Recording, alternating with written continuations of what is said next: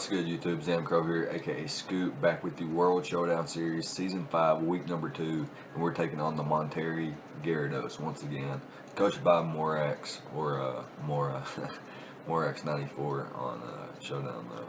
So, my opponent has a pretty scary squad, and we have a pretty scary squad ourselves, so I'm really enjoying these, building with the squad so far, by the way. I do get a little bit, frustrated at like how much I enjoy all the mons on my team, so I'm sometimes fighting with myself on what I'm actually going to bring. So my opponent has Celesteela, Hydreigon, Nidoqueen, Arcanine, Azumarill, Breloom, Jolteon, Mega Glalie, Cincino, Seismitoad, and the Xatu. So a pretty scary squad. Lots of different things my opponent can do.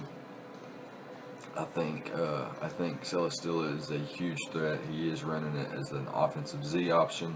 Seismitoad is also another offensive Z option, both very viable against me. Celesteela is almost a must bring versus me. Otherwise, he has to rely on Hydreigon to, and I guess pivoting around Hydreigon and Nidoqueen to prevent Tapu Lele from being an absolute monster versus his team. And also he needs it for Mega Alakazam, which is also, you know, his team is Mega Alakazam food. I don't know why I keep saying Mega Glalie. But a little bit of history with the Blackmont Raikougars and the Monterrey Gyarados. We played in the Season 3 finals, and the game was very unfortunate to us. We played in Season 4. We rectified our Season 3 loss from the finals, and then went on to become Season 4 champion. And now here we are playing for our third match, our rubber match, to see which World Showdown Series champion is going to have the advantage in Season 5, I should say. So yeah, really cool squad on both sides. He has lots of different hazard control. He has Nidoqueen with Toxic Spikes, Mega Glalie with Spikes. I don't know if a lot of people know that, but Mega Glalie gets Spikes. Nidoqueen and Seismitoad get Stealth Rocks. He has Xatu with Defog and Magic Bounce, and Hydreigon with Defog. So pretty cool there. He has Xatu and Jolteon, which can Wish Pass, and Jolteon can work as a Cleric with Heal Bell. He also has priority in Azumarill with Aqua Jet, Arcanine, Extreme Speed, Breloom with Mach Punch and Feint, Mega Glalie with Ice Shard, Jolteon with Quick Attack, Nidoqueen with Sucker Punch, Xatu with Sucker Punch, and Breloom also has Vacuum Wave. So that's pretty cool. I think my opponent's speed tiers aren't that great. I think outside of Jolteon and I think Cincino, his team's pretty slow. I guess Hydreigon being a viable Scarfer. Celesteela gets Autotomized, which could be, you know, problematic for me, but it actually, you know, helps his speed tiers and stuff like that. And then he does have quite a bit of priority to also help, you know, rectify his speed tiers. But versus me, I have the Psychic Terrain, so I'm not too concerned with priority like Aqua Jet, you know, Mach Punch, Extreme Speed, and all those moves. I'm not concerned with those whatsoever. And I feel we've built a pretty solid squad to take them on this week. I guess we can go ahead and hop into it. We have Tapu Lele here with the Babiri Berry, so that once Celesteela switches in on us, so okay, my team is designed to wear Celesteela down so that Mega Alakazam wins. I gotta call mine Alakazam, you'll see in a minute. But the team is meant to wear Celesteela down. So this Tapu Lele is like a Celesteela lure. You know, Celesteela is going to switch in on a Psychic or a Moonblast. I can then taunt him, prevent him from clicking Leech Seed. However, if I've revealed taunt already, I may be more inclined to click Thunderbolt and just get some damage off. Or depending on his HP percentage, I'll just click, you know, Thunderbolt. Or if he's like really high HP at the time, I can maybe just click taunt and prevent maybe Leech Hit or something like that. But he doesn't have a real switch in through Psychic outside of Celesteela and Hydreigon, which gets bopped by Moonblast. So this set works pretty solidly in my opinion. He's got some slower mons like Seismitoad. I think Zatu is a little bit slower than I am. I don't expect Zatu to come, and if it does come, I don't expect it to be max speed. I expect it to be more bulky, so I can actually afford to not have to speed tie with it. I think so, in my opinion, anyway. And then basically outpacing everything else, mainly like worrying about not Hydreigon, but Breloom and Arcanine and such. So that's basically it. Just spam Psychic at the top attacks, bring in the Celesteela and weaken it for Mega Alakazam. That's the general concept with the team, and that's going to be like an ongoing theme here. So this thing, it bops Arcanine with Psychic, Azu with Psychic, Breloom with Moonblast and Psychic, Cincino with Psychic, Mega Glalie with Psychic, Hydreigon with Moonblast, Jolteon, Nidoqueen, and Seismitoad with Psychic, and Zatu gets hit pretty hard with Thunderbolt since it's a flying type. And I felt like as long as I had Thunderbolt, that was my best coverage to hit both Celesteela and Zatu. So yeah, that's going to be it for Tapu Lele, and we can move on to Garchomp next. Garchomp here, and we have a Swords Dancing variant with Earthquake, Dragon Claw, and Fire Fang. And so something about this team was off to me looking at it before the match, and it was because I had Swords Dance on this Garchomp set. I don't actually need Swords Dance because he doesn't have anything that I need to necessarily break, because Fire Fang into Inferno Overdrive is actually going to, beat Celesteela anyway. So all I needed was to drop Swords Dance and put Stealth Rock on there. So I ultimately decided to lose the Swords Dance and throw on Stealth Rock. So excuse what the screen says. It says Swords Dance. I decided that Garchomp really didn't need the extra firepower. I could just run Jolly Max Attack and Earthquake, Dragon Claw, and Fire Fang did enough work when I needed it to. And I didn't feel like Swords Dance was a viable option, because my opponent could easily bring Mega Glalie and always revenge kill me with an Ice Shard, and then I would be in a situation to where, like, every time I set up, I'm taking damage, and then I'm being forced out anyway. So what's the point?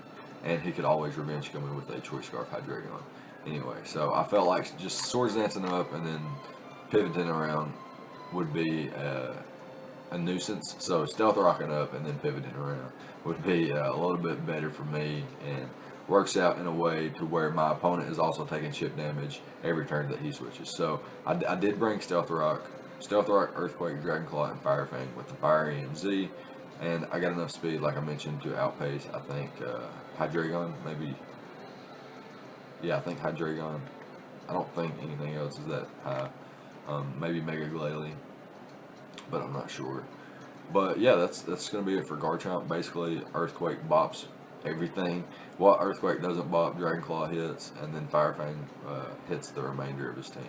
So pretty solid mon. I think Garchomp's a huge threat. It's been one of the best Pokemon since it was introduced, in my opinion, and I think it'll shine. It always does. Next up, we have Suicune. This 3 attacks Roar Suicune with Scald, Ice Beam, Hidden Power Grass, and Roar. We got the Hidden Power Grass there to hit the Seismitoad. Most likely, Seismitoad, if he brings Seismitoad, it's going to be a lead for him.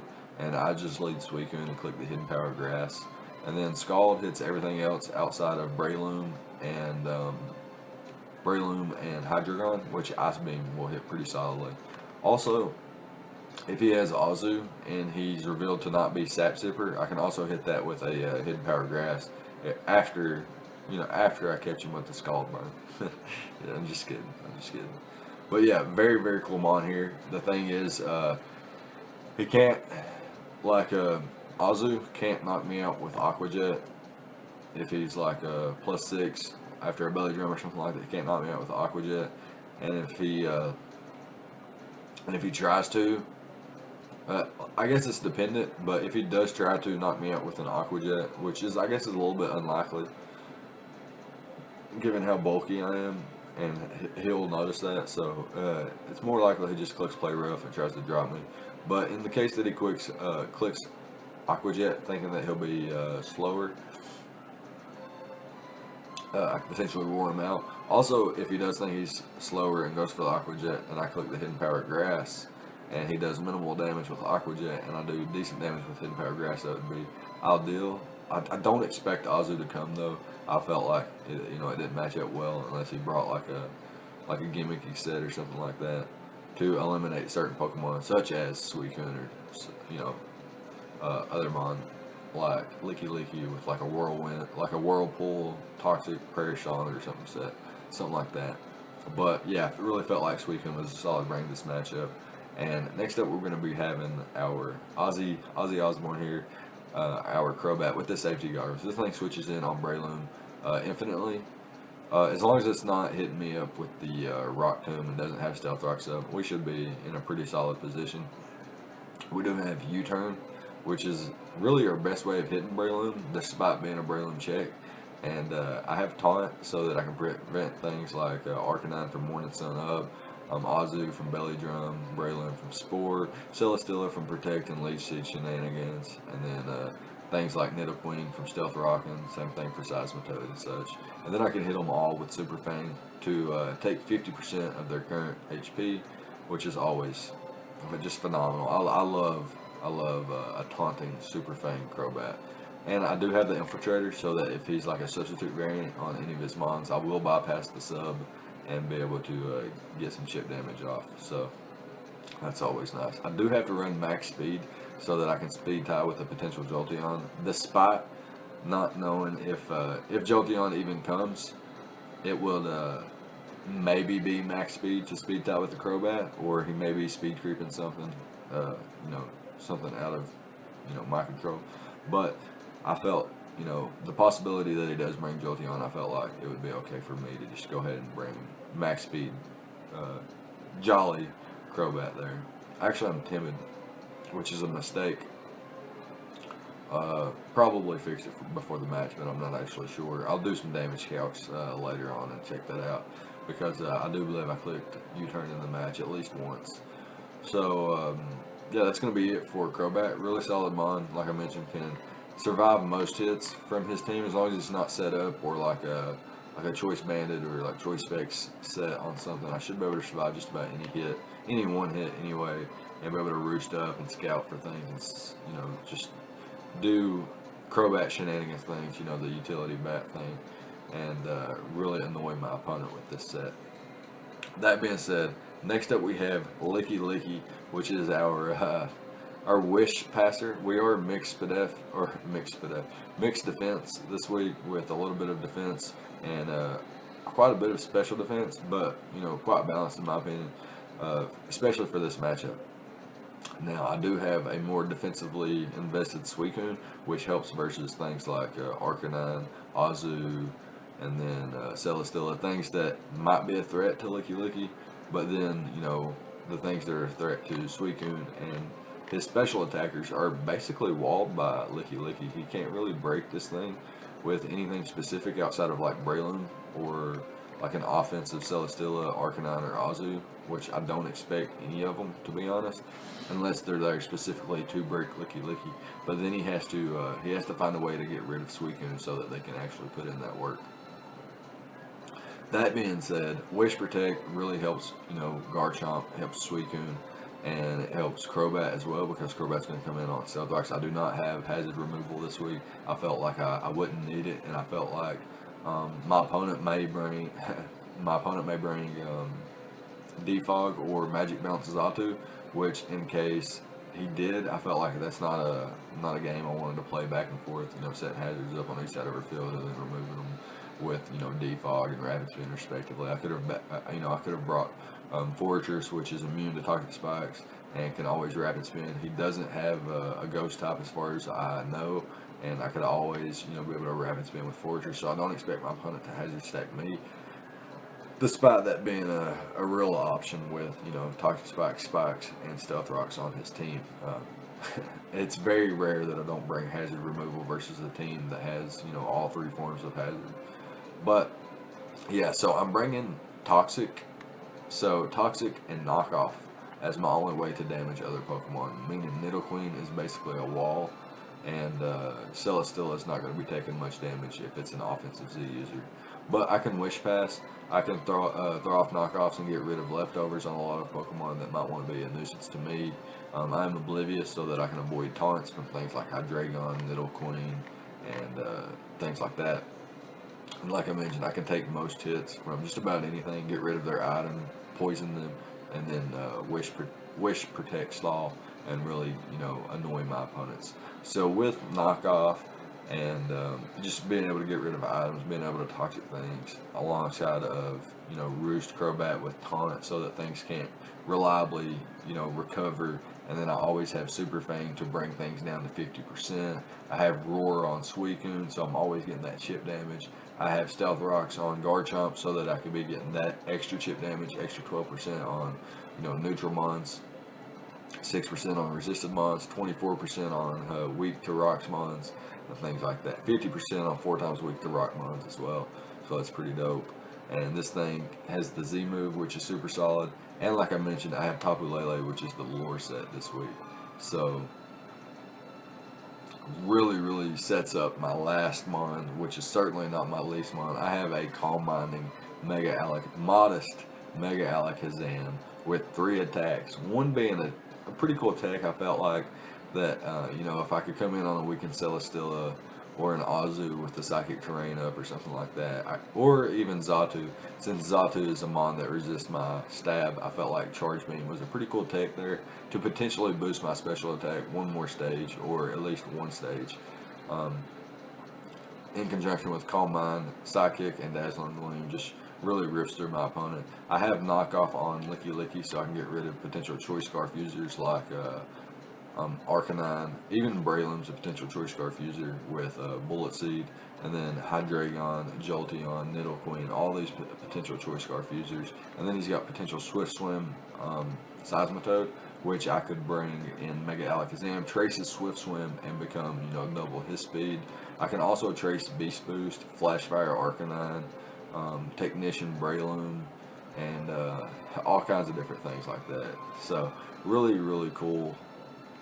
Like, also, if I switch in on a Jolteon, I could get Bolt Absorb, get my HP back. I could one of the coolest ones, once again this week, for the second week in a row, I could potentially trace Sheer Force, and then I would be, a force to be reckoned with. Then I could also trace Magic Bounce from the Xatu, so that it would also have a hard time versus me as well. And if we ever got into a Calm Mind War, I could potentially win that. So yeah, Mega Alakazam outspeeds his entire team up to Jolteon, even with a modest nature. And there's not really too many Choice Scarf users on his team that I really felt like I wanted to outspeed. So I didn't go with max speed, although I could have, and outsped some Choice Scarf users like Breloom and potentially Nidoqueen. But then there were some other Choice Scarf users that were viable, like Jolteon, Hydreigon, even Cincino to an extent, that I just wouldn't want to deal with. So this speed was enough. Like I mentioned, I don't know if he'll bring Jolteon, and I don't know that even if he does, that'll be max speed anyway. So I felt this speed, even though I'm not 100% sure, was just the safest route to go, so that I outspeed Jolteon by 1 point if it's a max speed Jolteon.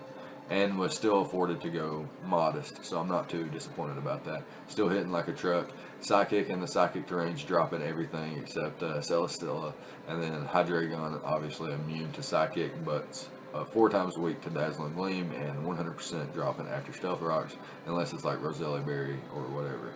But even then, it's got a really high chance, unless it's just like max Spadef and max HP Roselia Berry or something. And even then, I'm pretty sure it's still going to knock out.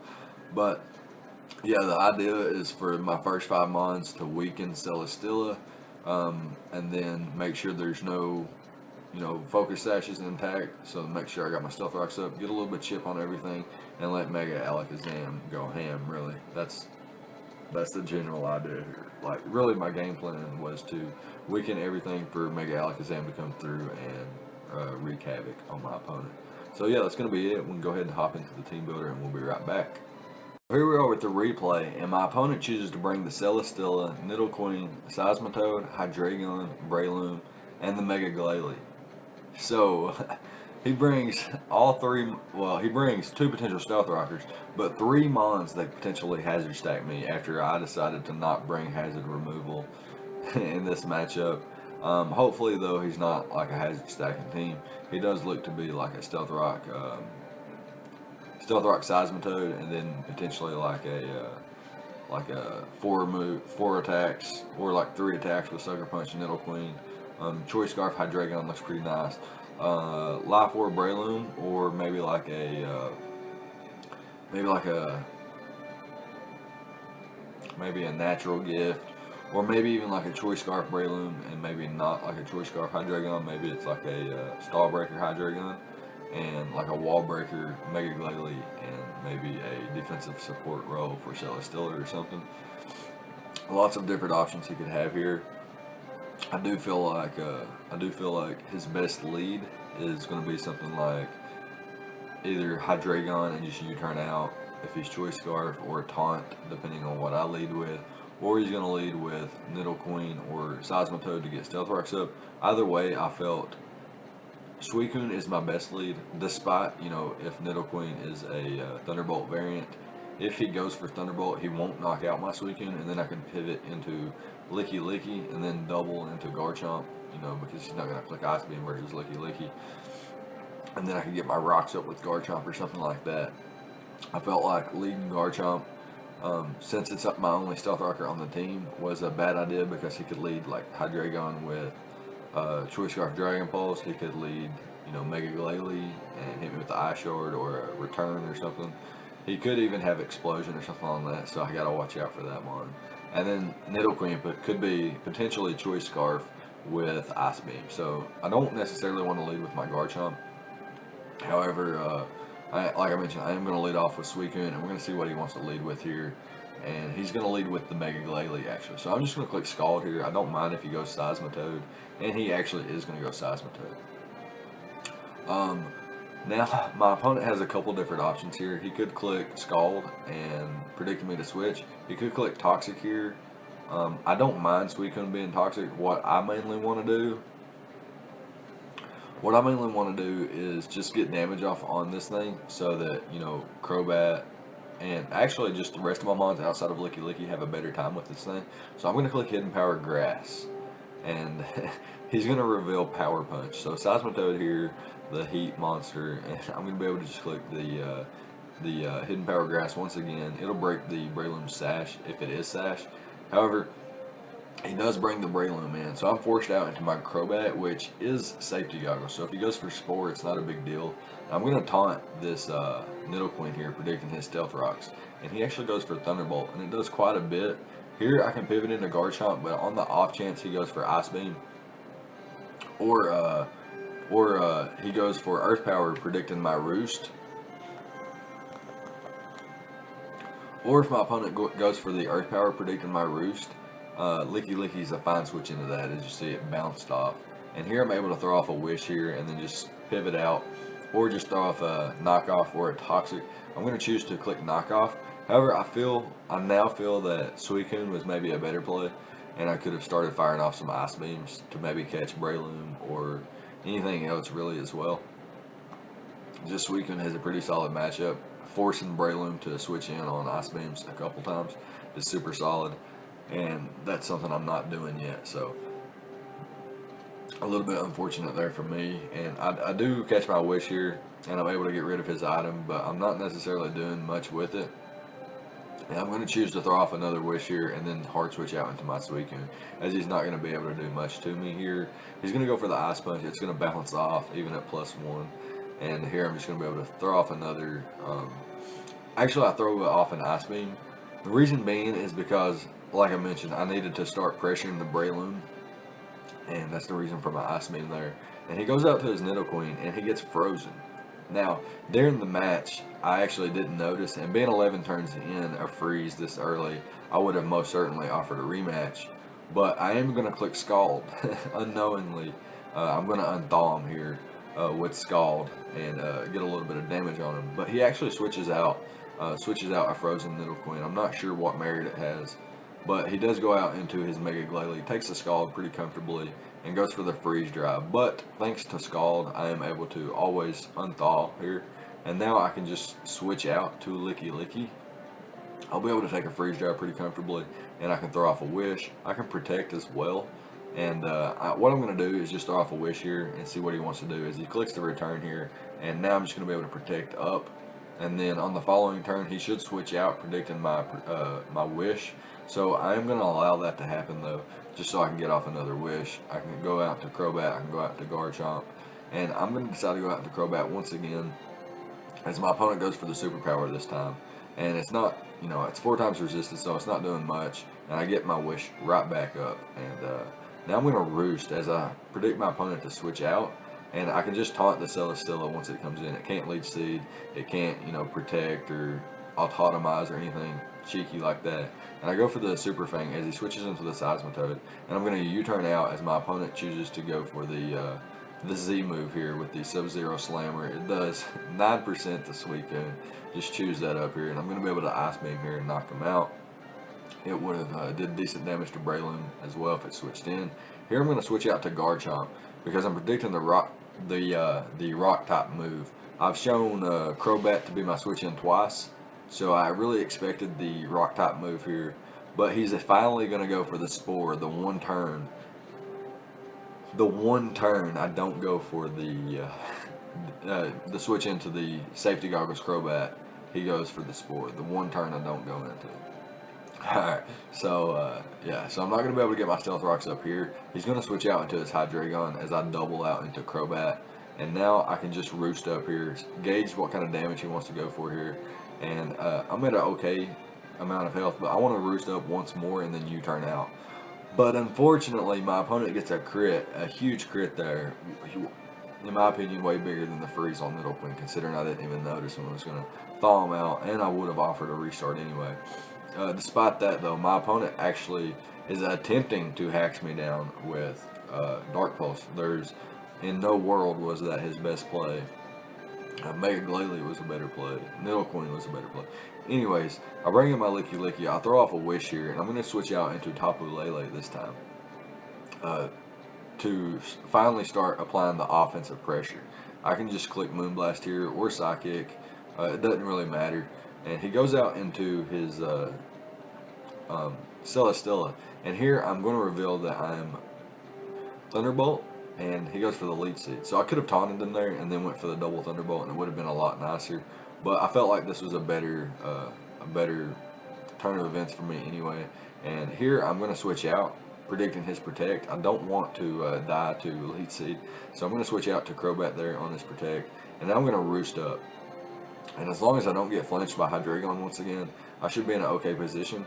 And otherwise, if he locks himself into Draco Meteor, then I can go into Tapu Lele and Revenge Kill. However, I don't want flinched again, and I can go into Licky Licky pretty comfortably here, and I can just throw off a Wish. And he goes out into his Breloom here, and what I'm going to do is just click Protect on this turn, see what he wants to go for. And he goes for the Rock Tomb, finally revealing it. I knew he had it. I was just waiting on the reveal. I knew he had it the entire time. Here he goes out into his Celesteela, as I actually go out into my Garchomp. And what I'm going to do here is actually fall asleep, but I'm going to attempt to throw off my Z move to get rid of something or get damage on the Hydreigon if it's predicting, you know, Flamethrower or something. And so he does bring it into Revenge Kill me, and he does, you know, reveal his Choice Scarf. He had already revealed Choice Scarf being faster than Crobat, but he locks himself into Dragon move. So I'm able to go out to Tapu Lele and just click Psychic here. And I don't want my opponent to just be able to save the sack, so I'm going to actually click Moonblast. And he lives on 1%. Incredible. Incredible bulk. So he brings back in the Hydreigon. And I'm actually going to save this thing as a sack, as it will die to rocks. And I can just, you know, Wish Protect Stall here and eventually get rid of that Choice Scarf on Hydreigon with Knockoff, so that Mega Alakazam just sweeps with Dazzle and Gleam. But here he goes for the Superpower once again. I'm going to finally sack off Tapu Lele, and now it's time to bring in Mega Alakazam and start clicking Dazzle and Gleam. At this point in the match, it knocks out everything. As you can see, there's no way around it. Eventually, he's going to have to be knocked off with Hydreigon. As you can see the end game here. I just switch into Licky Licky. He goes for the U-turn out into Breloom, but I have 2 sacks here. I have Suicune, I have Crobat, and I'm just going to sack off Suicune. It serves no purpose here, while Crobat can still, click U-turn versus everything, roost up and stuff. So I'm just going to go back out into Mega Alakazam here and just click the Dazzling Gleam. Knocks out the Breloom, and now he brings in the Hydreigon once again. I'm going to sack off the Crobat. I could have maybe preserved differential and went straight to Licky Licky, but I didn't want to risk anything whatsoever, so I'm staying right here. And I'm even going for Protect first turn even. And what I want to do is, at first I was going to just click Knockoff and, sack Licky Licky, but then I was thinking differential. I've been having a hard time lately with differential being an issue, and like super close records are being determined by differential, and I'm at a disadvantage. So I'm playing for differential now, and I'm actually just going to wish stall this thing and not let it even knock out my Licky Licky here, as I continuously just click knock off, and the Toxic's going to be wearing him down as well. Mega Alakazam's not going to pick up a 3rd kill this match, but I'll settle for 2.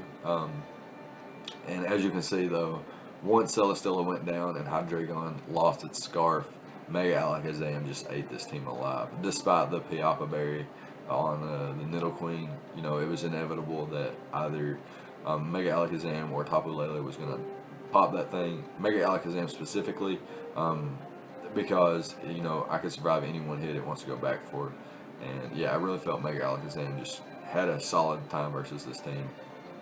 And hopefully, well, first of all, good game to Mora, and hopefully we can continue this, keeping this win streak up. We're now 2-0 with a +8 differential, so we'll take that after 2 weeks. Coming back solid, very strong 2 showings after winning the Season 4 championship, coming back in Season 5 with 2 solid performances so far. Looking forward to a 3rd one next week, though. We're facing off against Pichu. Pichu Bros, we've had some solid games in the past. Season 3 we had a solid game. Season 4 we had 2 solid games, and in Season 5 no doubt we're going to have a solid game next week, so definitely look out for that. But let me know what you thought about the prep and the plays on both sides of the field for this matchup specifically. 61 turns, nice long battle there. And so there was a flinch on Crobat, and there was a freeze on Nidoqueen. What do you think was the most influential hacks of the game? And do you think either of them mattered, since we were both able to recover, and since Nidoqueen actually wasn't able to, it ended up becoming a sack in the late game to scout, Tapu Lele's Moonblast. But yeah, that being said, leave a like, comment, subscribe, all the good stuff, and I'll catch you guys next time. Thank you for watching.